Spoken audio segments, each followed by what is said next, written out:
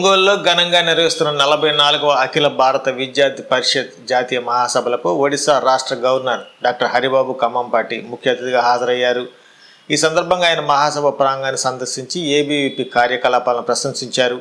Doctor Haribabu మాట్లాడుతూ దేశ నిర్మాణంలో విద్యార్థుల పాత్ర కీలకమని, జాతీయవాద ఆలోచనలతో యువత ముందుకు సాగాలని సూచించారు. విద్యా, సంస్కృతి, సేవాభావాలతో ఏబీవీపీ అనేక దశాబ్దాలుగా విద్యార్థి లోకానికి దిశానిర్దేశం చేస్తుందని కొనియాడారు. ఈ మహాసభలో దేశవ్యాప్తంగా వివిధ రాష్ట్రాల నుంచి విద్యార్థి నాయకులు, ప్రతినిధులు పాల్గొన్నారు. విద్యా విధానాలు, సమకాలీన సామాజిక అంశాలు, దేశ భవిష్యత్తులో యువత పాత్ర వంటి అంశాలపై విస్తృత చర్చలు నిర్వహిస్తున్నారు.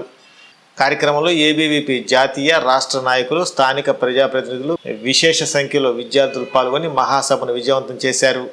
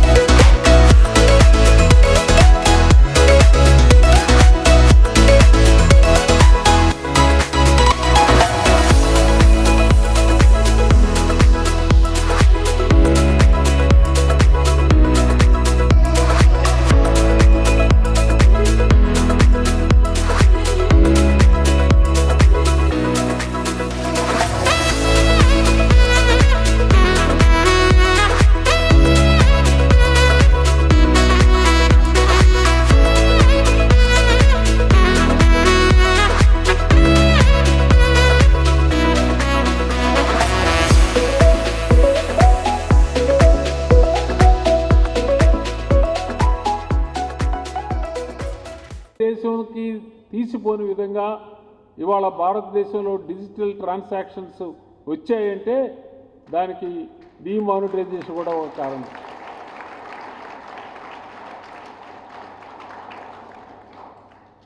కోవిడ్ లాంటి పరిస్థితులు దేశ ప్రజల అవసరాల కోసం టెక్నాలజీని ఉపయోగించి ఇంటికే సరుకులను అందజేసే స్విగ్గీ, జొమాటో లాంటి ప్లాట్ఫామ్లు వచ్చాయంటే అది కోవిడ్ కల్పించినటువంటి అవకాశం.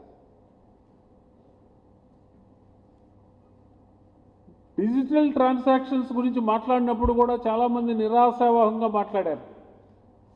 భారతదేశంలో గ్రామాల్లో కరెంట్ ఎక్కడుంది, కంప్యూటర్లు ఎక్కడున్నాయి, కంప్యూటర్లని ఆపరేట్ చేసే సామర్థ్యం ఎంతమందికి ఉంది, స్మార్ట్ ఫోన్లు ఎవరికి తెలుసు,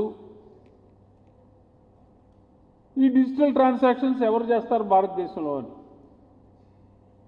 నా అనుభవం చదువుకున్న వాళ్ళకంటే గ్రామీణ ప్రాంతాల్లో ఉన్న ప్రజలే ఈ టెక్నాలజీని చాలా తొందరగా అర్థం చేసుకొని ప్రతి ఒక్కళ్ళు ఇవాళ ఫోన్పే పేరుతోనో, గూగుల్ పే పేరుతోనో, లేకపోతే ఇంకో దాని పేరుతోనో ఏ రోజు కూడా డిజిటల్ ట్రాన్సాక్షన్ చేయనటువంటి వ్యక్తి వాళ్ళ దేశంలో లేడు అంటే అది అతిశయోక్తి కాదు.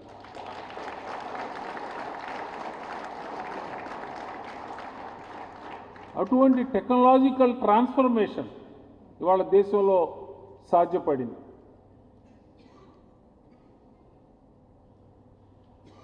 నేను ఆత్మనిర్భర్ భారత్ గురించి చెప్పినప్పుడు ఒక విషయం మీ అందరికీ తెలియజేయాలి.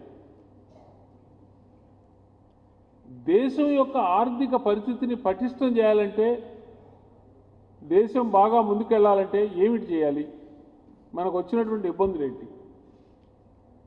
ప్రధానమైన ఇబ్బంది మన దేశానికి, మన దేశంలో మనం వాడే పెట్రోలు, డీజిల్ లాంటి వస్తువులు తయారు చేసుకునే క్రూడ్ ఆయిల్ని లక్షలాది కోట్ల రూపాయల విదేశీ మారక ద్రవ్యాన్ని ఖర్చు పెట్టి మనం దిగుమతి చేసుకుంటున్నాం, లక్షలాది కోట్ల రూపాయలు.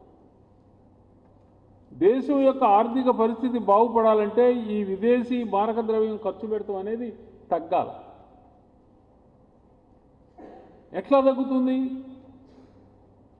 క్రూడ్ ఆయిల్ దిగుమతి తగ్గాలి.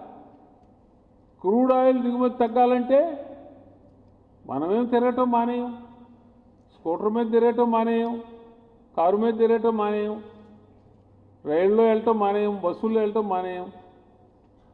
బట్ క్రూడ్ ఆయిల్ ధర తగ్గాలి. ఇవాళ బ్రెజిల్ లాంటి దేశంలో చేసినటువంటి ఒక ప్రయోగాన్ని మన దేశంలో కూడా అవలంబించి ప్రధానమంత్రి నరేంద్ర మోడీ గారు 5% ఇథనాల్ను పెట్రోల్లో కలపడం ద్వారా ప్రారంభించి ఇవాళ దేశంలో పెట్రోల్లో 20% ఇథనాల్ను కలిపే ఇథనాల్ బ్లెండింగ్ ప్రోగ్రాం చేపట్టారు. అంటే 20% ఇథనాల్ ఎంతైతే మనం కలుపుతున్నామో అంత ఫారెన్ ఎక్స్చేంజ్ తగ్గిపోయింది, ఖర్చు పెట్టడం. ఈ ఇథనాల్ ఎక్కడి నుంచి వస్తుంది? ఈ ఇథనాల్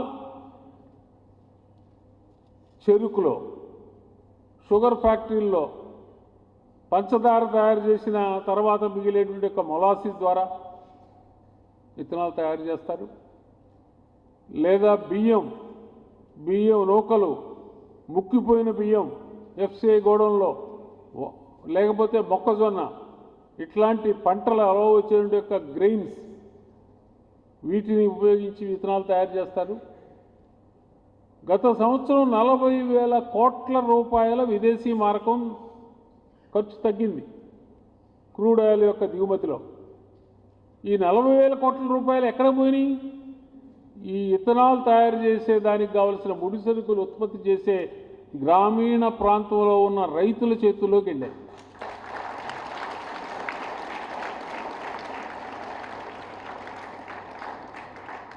ధాన్యం పండించే వాళ్ళకి బియ్యం రూపంలో వెళ్ళింది, మొక్కజొన్న పండించే వాళ్ళకి వెళ్ళింది, చెరుకు పండించే వాళ్ళకి వెళ్ళింది. ఆ విధమైనటువంటి ఒక విప్లవాత్మకమైనటువంటి ఒక నిర్ణయాలు చేయటం వలన దేశం యొక్క ఆర్థిక స్థితిని పటిష్టం చేయడం కోసం ప్రయత్నాలు ఇవాళ జరుగుతూ ఉన్నాయి.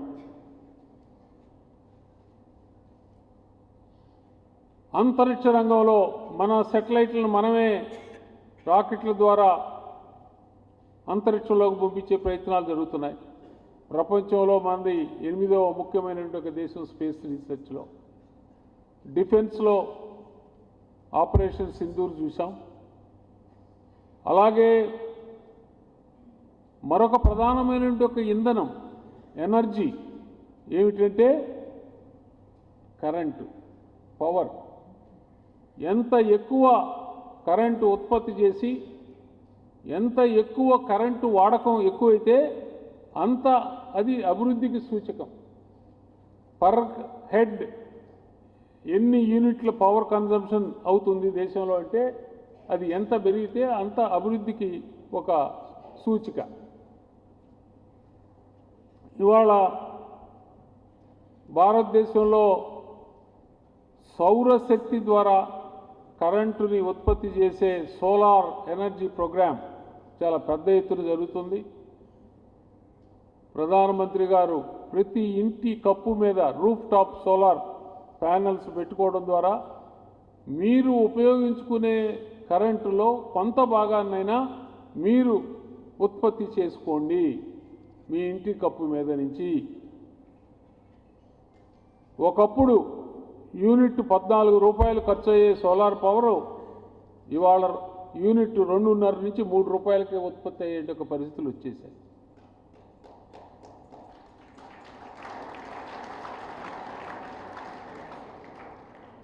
ప్రధానమంత్రి సూర్యఘర్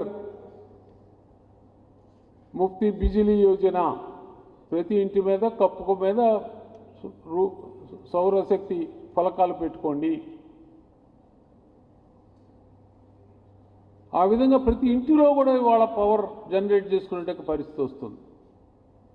అలాగే వాహనాలను ఎలక్ట్రిఫికేషన్ ద్వారా క్రూడ్ ఆయిల్ తగ్గించే పద్ధతి ప్రోత్సాహం ఇస్తున్నారు. ఇది మన దేశానికి కూడా మరొక మంచి కార్యక్రమం. ఇటువంటి అభివృద్ధితో పదంలో నడుస్తున్న దేశంలో మనం ఏ విధంగా భాగస్వామ్యం అవుదాం. ప్రధానమంత్రి గారు పిలిపించారు. దేశంలో ఉన్న ప్రతి ఒక్కరూ ఈ వికసిత్ భారత్ కార్యక్రమంలో భాగస్వాములు కావాలి అని ప్రత్యేకించి యువతకు పిలిపించారు.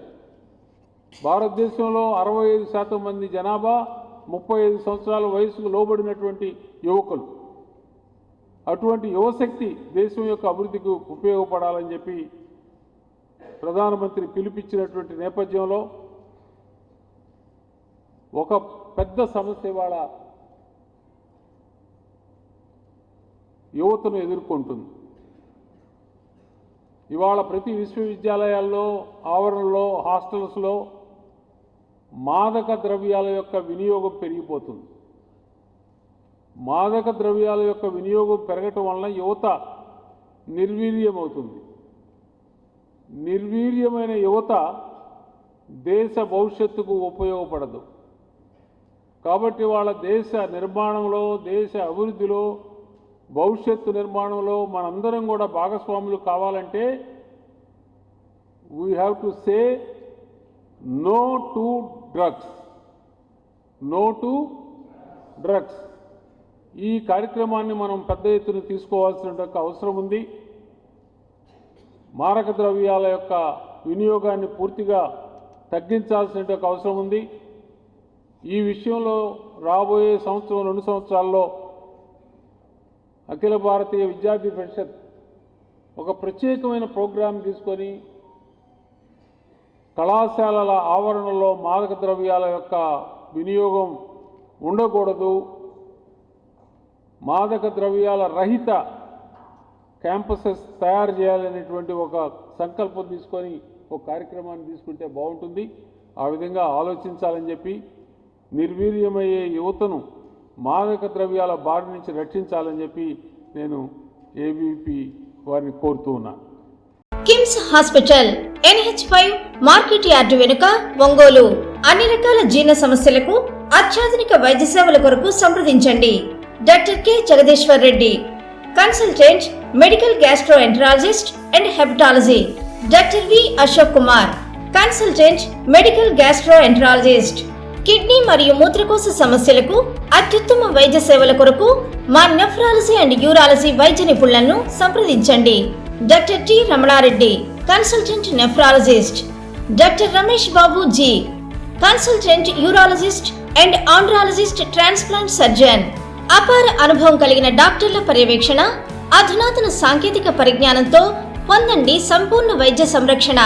EHS మరియు NTR వైద్య సేవ సౌకర్యం కలదు. అన్ని రకాల ఆరోగ్య బీమా కార్డులు అంగీకరించబడును. KIMS hospital NH5 market yard వెనుక, ఒంగోలు.